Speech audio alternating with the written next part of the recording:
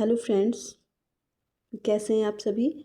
आज हम सर्वनाम के बारे में पढ़ने जा रहे हैं। तो हमारा टॉपिक है आज का सर्वनाम। इसे इंग्लिश में प्रोनाउन कहते हैं। तो प्रोनाउन संज्ञा तो मैं आपको पिछले वीडियो में बता चुकी हूँ और आप देख सकते हैं। तो आज हम सर्वनाम के बारे में पढ़ेंगे। तो सर्वनाम क्या होता है, देखिए मैं आपको बताऊंगी कि मैं यहाँ पर एक वाक्य लिखूंगी। जैसे राम घर जाता है, राम खाना खाता है, राम स्कूल जाता है, राम दौड़ता है। तो आपने ये वाक्य पढ़ने हैं, सेंटेंस पढ़ने हैं। जैसे राम खाना खाता है, राम स्कूल जाता है, राम दौड़ता है, राम घर जाता है। आपको बार बार राम राम राम कहना अच्छा लग रहा है? नहीं लग रहा ना? तो हम क्या करेंगे, एक बार हम राम लिखेंगे, राम घर जाता है। बिल्कुल आसान वे में हम इसको समझ रहे हैं, इजी वे में। तो अब हम इसके बाद बोलेंगे कि वह खाना खाता है। ओके, वह खाना खाता है, या फिर उसे दौड़ना पसंद है। तो आपने देखा होगा कि अगर हम संज्ञा शब्द को बार बार रिपीट कर रहे हैं तो वो उतना अच्छा नहीं लग रहा है।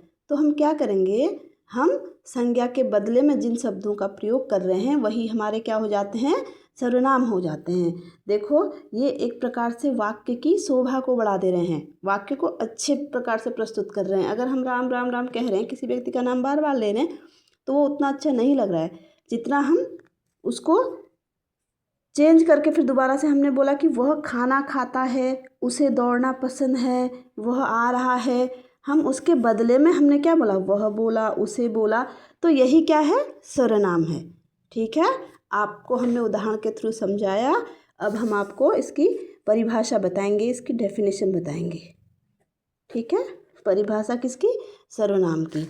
तो हम बोल सकते हैं कि जो शब्द, बिल्कुल आसान तरीके से सीखेंगे, जो शब्द संज्ञा के बदले में बोले जाते हैं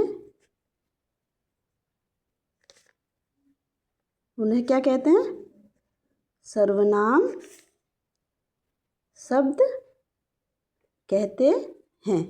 ओके, तो अब आपको अच्छे से समझ में आ गया होगा कि सर्वनाम क्या है। देखो, जो शब्द संज्ञा के बदले में बोले जाते हैं, हमने आपको पता है ना किसी का नाम क्या होता है, वो संज्ञा होता है। दुनिया में जो भी चीज़ें क्या हैं, वो संज्ञा हैं। अब हमने जब संज्ञा के बदले में किसी चीज़ का प्रयोग कर दिया है तो वो क्या हो जाएगा, सर्वनाम हो जाएगा। जिन शब्दों का यूज करेंगे हम वही सर्वनाम हो जाएगा।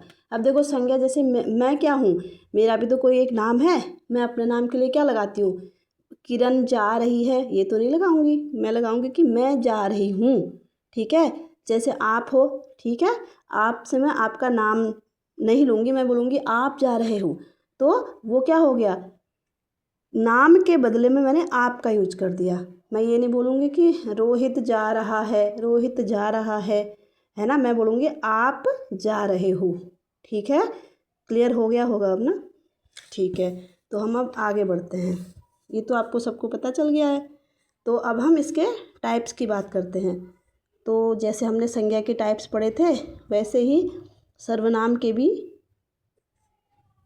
सर्वनाम के, संज्ञा के तो हमने 5 टाइप पढ़े थे, बट सर्वनाम के 6 टाइप होते हैं। ठीक है, सर्वनाम के कितने टाइप होते हैं, 6 होते हैं। जैसे इसकी मैं आपको एक ट्रिक बताती हूँ। ठीक, इसकी आपको एक ट्रिक बताती हूँ जिससे आपको आसानी से याद हो जाएगी। हमें जब हम कोई एग्ज़ाम देने जाते हैं, जैसे हम एग्ज़ाम पे वहाँ पे बैठते हैं तो हमें कंफ्यूज हो जाता है। तो इसलिए ये छोटी छोटी चीज़ें हैं, बट बहुत मायने रखती हैं। तो हमें इनको बड़ी अच्छे से देखना पड़ता है। तो हमें कन्फ्यूजन हो जाता है कि संज्ञा के कितने टाइप हैं या सर्वनाम के कितने टाइप हैं। तो इसलिए जानना बहुत ज़रूरी है और इसमें कन्फ्यूजन भी बहुत होता है। तो इसको हम एक बार देख लेते हैं कि सर्वनाम के कितने टाइप हैं। इसके लिए मैं आपको ट्रिक बता रही हूँ एक। तो देखिए, मैंने लिखा अपना सपना। आपको ये ट्रिक याद कर लेनी है, अपना सपना। कैसे? अब मैंने बताया ना, सर्वनाम के 6 भेद होते हैं, अ, प, ना, स, प, ना। ओके, 3 यहाँ हो गई, 3 यहाँ हो गई, 6 हो गई। तो हम इसको एक एक करके लिखेंगे। अब नंबर 1, अ से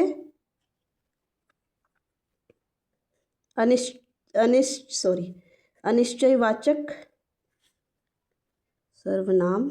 ओके, नंबर 2 क्या हो गया, यही पे लिख देती हूँ, अनिश्चयवाचक सर्वनाम। प से क्या हो गया, पुरुषवाचक सर्वनाम। मैं आपको थोड़ा थोड़ा सा काम करवाऊँगी इस पे, ज़्यादा नहीं करवाऊँगी, क्योंकि आपको एक दिन में बहुत ज़्यादा बर्डन करना सही नहीं है। आप थोड़ा थोड़ा करके सीखिए और अच्छे से सीखिए उसको, ठीक है। और उसके बाद उसकी प्रैक्टिस भी करिए। पुरुषवाचक